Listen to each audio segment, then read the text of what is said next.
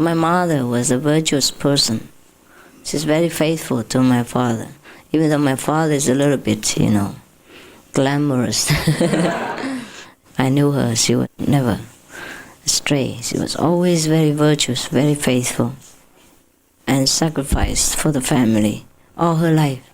I guess that's what earns her the vision, you see, that she has seen in her dream.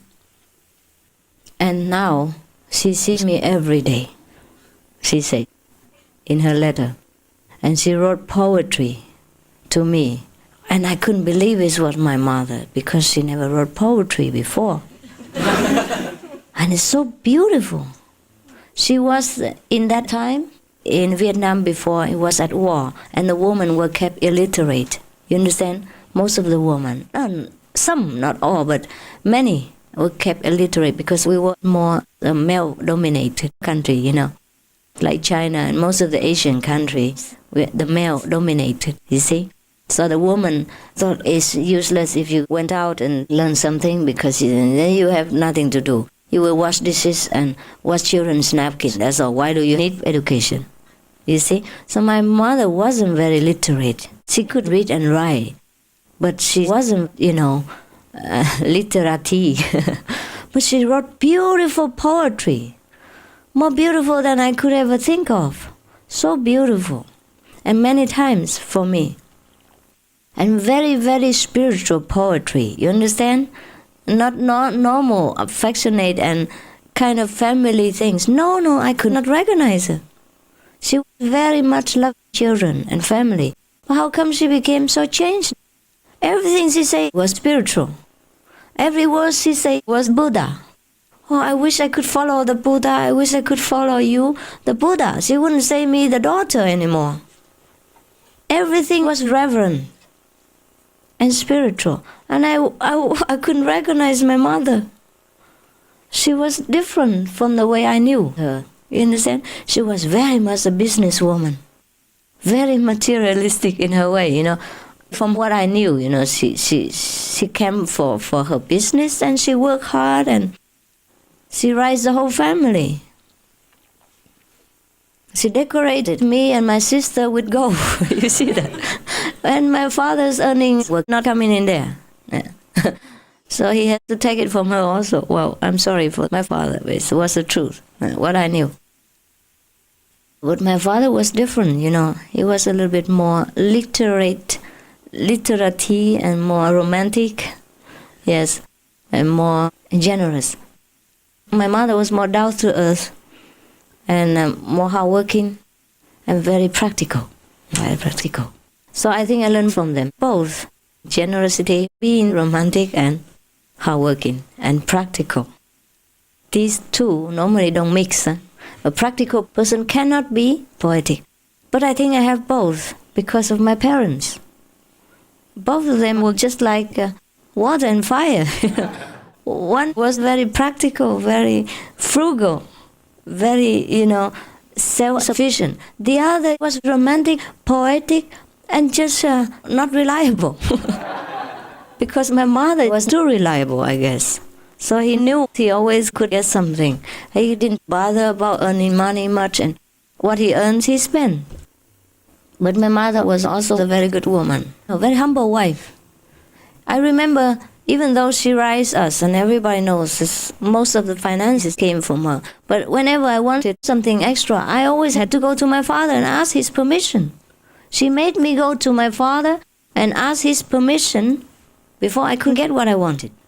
Not because she earned all the money, she took care of the whole house, and she played the boss. You understand? I think she's a beautiful woman. The more I talk about her, the more I know about this beautiful woman. She's so virtuous. No wonder she has beautiful experiences now every day. She meditates 4 hours at least per day. With her very old and painful condition, she has the rheumatism. And some of the wounds that she had before during the war, it hurt her. And the only thing she prayed to me is that please help the condition to lessen so she couldn't sit longer. That's all. She never asked me for money, never asked me for any support, never asked me to bless her with more beautiful visions or get her faster to Buddha land. No, no, no, no. She never burdened me. She never burdened any of her children. She only gave but never took. She's a beautiful woman. Really, for an ordinary person, is rare, right? Rare to find this. And she had not eaten vegan before in her life, but she eats less, very frugal person. So I can say that even though she was not vegan, she most likely didn't eat much of anything, meat and anything like that. The good things she only gave to us and my father. And she ate whatever was left over. And she wore clothes that were sometimes patched, even though she was very rich. All the boxes of gold that she showed me, she never used for her own comfort. Now I know where I learned all these good qualities from. Because when you have your father and mother so close to you, you don't examine them. You understand? You take them for granted. But now, since I'm far away and since I'm talking to you now, I'm more open and I realize what good qualities they have. Not that I want to praise my parents, but I think you can learn something from this. Don't take them for my parents, but maybe for your parents, you understand? Or for anyone that is good that we could learn from. Because I could learn from them also. Their humility, their generosity, their sacrifice. No wonder she can see the inner master every day. And she's so spiritual now. The way she wrote the letter to me, I knew. You understand? And she reported experiences. I knew what a changed woman she was. But even then, she had all these qualities all along. All the virtues that she accumulated all lifelong. And then she could earn this. No wonder she's my mother, I think. It's not by chance, huh?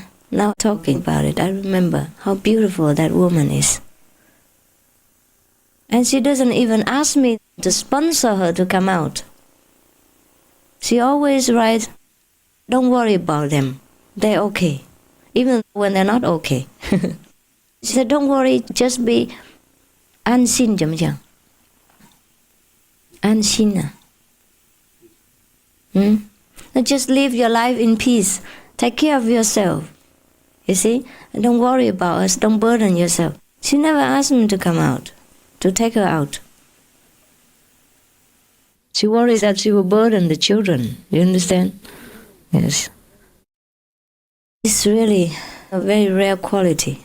Very rare. Because some of the parents would expect something from their children in return.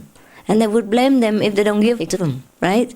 I have raised you, I have given you education, and now you don't take care of us. You give us nothing. They would blame the children, but no, my parents never did, as long as I remember. They never blame us, anyone, for not taking care of them, or not giving them this and that and others, or not being the way they expected. Of course, they would say we have to be this and that and other things. Very good and a noble person, and they also didn't blame me. I think I have wonderful parents, and I'm very lucky. So I share with you my fortune in case it helps you. You don't need to worship them, huh? I forbid all the disciples to go to see them. You don't make noise at my house. It's good enough that you make noise where I live here. I sacrifice everything for you, but not my parents. They're old. They need quiet. They cannot entertain you. They should not have to. It's good enough that you trouble me, huh? So don't go try to trouble my parents. They're very old now. They need time to meditate. Both were initiated. My mother meditates a lot. She wakes up every morning, she says, from 4 o'clock and meditates to 7. And then evening again, 2-3 hours. She says since initiation she never failed. But the initiation was distant, huh? You're more lucky. I give you personal interview. My mother, parents didn't see me at all. Just a long distance initiation. And she had such beautiful experiences. So have no fear that I'm not with you. Okay?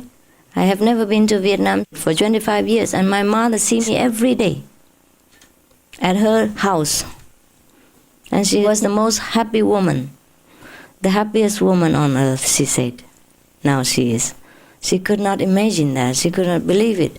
She feels so honored, so blissful, so peaceful.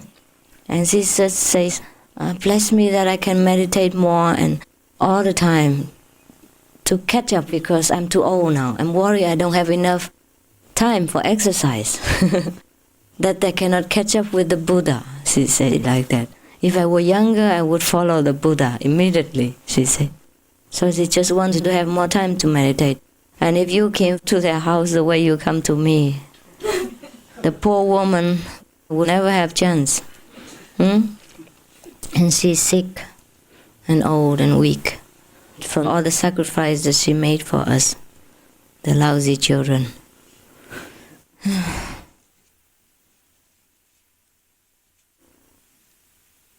Some people wanted to go and bow to my house over there. I said the coconut trees that we planted now, if you sit around, you bow around, it will drop on your head.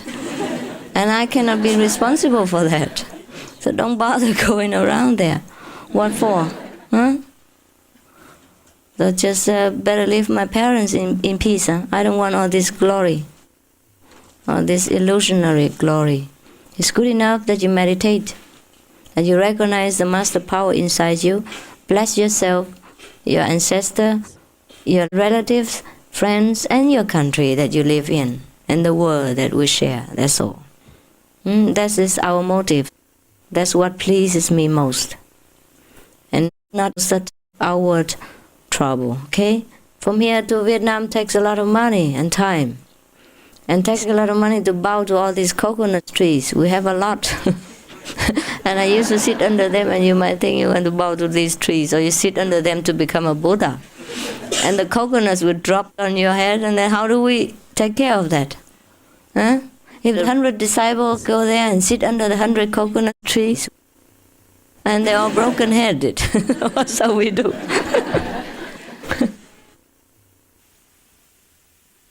Did it help you, what I told you today? It will? And you try to live up to it? Then at least what I tell you is useful. Otherwise I'm tired of talking, you understand?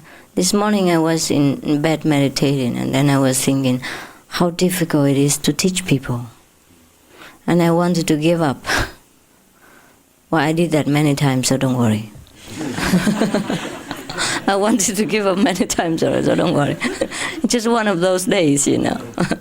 I may never do it, but I always think I may, you know. Well, that's a comfort. This is my personal, private comfort, that I might do that, even though I probably never will. So that I have some kind of illusion, you know, that I could always quit when I want, so I don't have pressure, you know. I said to myself like this, just do it the last day, and then you quit. That's how I always kid myself into doing every last day. Because sometimes I'm not used to people, you know. I still never am used to with people.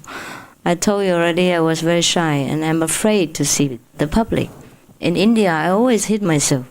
Even when I wasn't master yet, people took notice of me. Maybe because I was the only Oriental there, or maybe I look here, I don't know, look like E.T. or something. Yeah, I always attract attention since I was a child, and I'm very shy, very shy. That's why I don't want to see people. So I guess I just have to get used to the crowd. But even then, it's not always my desire, you understand? I just do it, that's all. I control my feelings and emotions, that's all. But it's not that I truly very much like to always be in the crowd.